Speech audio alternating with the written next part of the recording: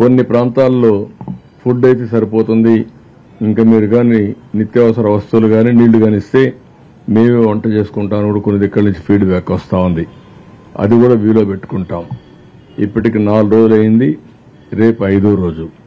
అందుకని గ్రాడ్యువల్గా రీషెడ్యూల్ చేసి ఎక్కడైతే నీళ్లు లేవో ఆ ప్రాంతాలంతా కూడా రేపే ఎసెన్షియల్ కమాడిటీస్ అన్ని కూడా ఒక ప్యాకేజ్ ఇస్తున్నాం.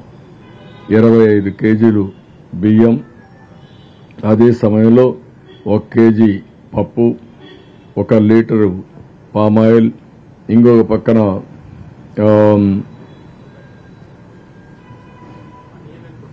పొటాటో 2 కేజీలు, టొమాటో ఆనియన్ 2 కేజీలు ఇస్తున్నాం.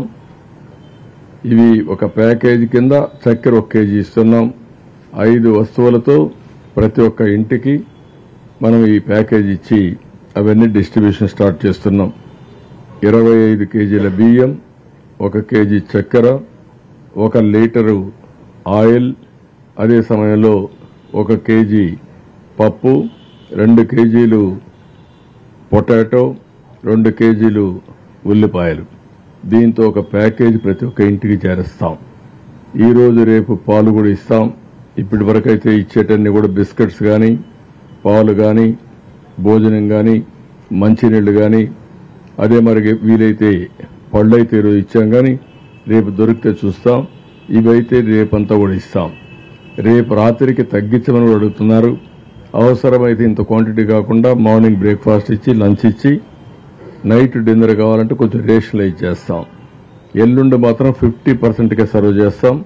50%కి బియ్యం ఇచ్చిన తర్వాత నీళ్లు ఎక్కువ పెడతాం. వాళ్లే వంట చేసుకునే కార్యక్రమాన్ని కూడా శ్రీకారం చుడతాం. ఎక్కడైనా సరే గ్యాస్ సిలిండర్స్ వచ్చిన తర్వాత అవన్నీ రీఫిల్ చేసుకుంటారు. ఒకవేళ పైనుంటే పర్వాలేదు కానీ కింద నుండి వాళ్ళకి ఇబ్బంది ఉంది, తడిచిపోయి ఉంటారు, అవి రీఫిల్ చేయాలి. అదే మరి స్టవ్లు కూడా చెడిపోయి ఉంటే అవి రిపేర్ చేసుకోవాలి. అవి వాళ్ళు చేసుకుంటారా, డిపార్ట్మెంట్ చేయాలన్నా ఏం చేయాలన్నా అవన్నీ వర్కౌట్ చేసి యాక్టివేట్ చేస్తాం.